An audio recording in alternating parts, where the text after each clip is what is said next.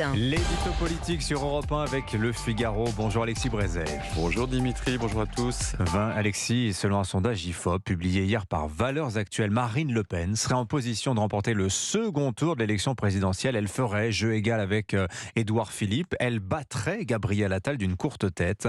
L'hebdomadaire parle d'un coup de tonnerre. Est-ce que vous reprendriez ce mot à votre compte, Alexis ? Si c'est un coup de tonnerre, on peut en tout cas pas dire que c'est un coup de tonnerre dans un ciel calme. Pas plus tard que la semaine dernière, rappelez-vous, Marine Le Pen prenait la tête devant Édouard Philippe de cette institution qui est le baromètre ex-Sofres, désormais Verian, du Figaro Magazine. Et déjà, on parlait de sondage choc. Disons que le tonnerre, ça fait un petit moment qu'on l'entend gronder. Ce sondage IFOP Valeurs Actuelles dont vous parlez, Dimitri, est sans aucun doute intéressant et important, mais peut-être pas pour les raisons qu'on dit. Vous savez, il faut être très, très prudent vis-à-vis des intentions de vote de second tour.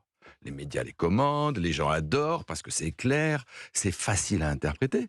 Mais en réalité, tous les sondeurs vous le diront, demander aux électeurs leur avis sur un second tour avant que le premier tour ait eu lieu et avant que ce premier tour ait produit ses effets dans l'opinion, ça n'a à peu près aucun sens. Ce qu'il faut regarder, ce qui a du sens, c'est le score de Marine Le Pen au premier tour. Et franchement, il est suffisamment éloquent. 36%. C'est considérable. Souvenez-vous que Marine Le Pen, qui a déjà été 3 fois candidate, a fait 18% en 2021, 21% en 2017 et 23% en 2022. 36%, c'est une autre histoire. Pour mémoire, Nicolas Sarkozy est élu largement en 2007 après avoir fait 31% au premier tour. Et Emmanuel Macron n'a jamais dépassé les 28%. C'est dire si Marine Le Pen a quelques raisons d'espérer. Comment expliquer cette dynamique qui semble porter Marine Le Pen ? Regardez ce qui se passe. C'est bien simple, ces temps-ci, tout lui profite. Fin mars 2023, après l'adoption agitée de la réforme des retraites, elle était à 29% dans les sondages de premier tour, 6 points de plus donc que son score de 2022. Fin octobre, après un été marqué par les émeutes urbaines, elle gagnait 2 points supplémentaires, 31%.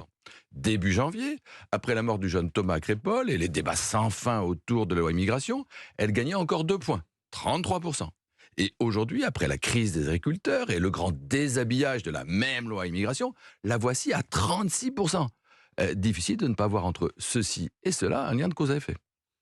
Et parallèlement, et ça n'est pas moins important, on constate que le vote Le Pen s'homogénise. Géographiquement, à l'exception de quelques centres urbains, il n'y a plus de zone d'où il soit absent. Et sociologiquement, Marine Le Pen, certes, reste à la traîne chez les CSP+, et les diplômés du supérieur, mais elle a refait une bonne partie de son retard parmi les professions intermédiaires et surtout les retraités. Vous savez, on a beaucoup glosé sur la dédiabolisation du RN et sur le bénéfice qu'il pouvait tirer des excès de Mélenchon. Mais désormais, en tout cas sur le plan électoral, on n'en est plus là. La dédiabolisation est faite. L'heure est désormais à la normalisation. Et de la normalisation à l'élection, certains estiment, Alexis, qu'il n'y a qu'un pas. Vous pensez que la présidente du RN a parti gagné ? Non, à 3 ans d'échéance, ce serait absurde de le prétendre. D'abord parce qu'en 3 années, bien des choses peuvent se passer. Ensuite parce que la candidate Le Pen continue d'inquiéter. Sa généalogie politique, son programme économique notamment, son manque d'expérience, la faiblesse de son équipe continuent de susciter de vives préventions dans de larges pans de l'opinion. Rien ne dit qu'elle parviendra à les surmonter. Mais il est vrai, et ça c'est un changement très positif pour elle, que ses adversaires ne pourront plus, pour la combattre, se contenter de sonner le tocsin antifasciste. L'idée que le candidat qui affronte Marine Le Pen au second tour a l'absolue certitude de l'emporter, cette idée-là, désormais, appartient au passé. L'édito politique sur Europe 1. Merci Alexis Brézet.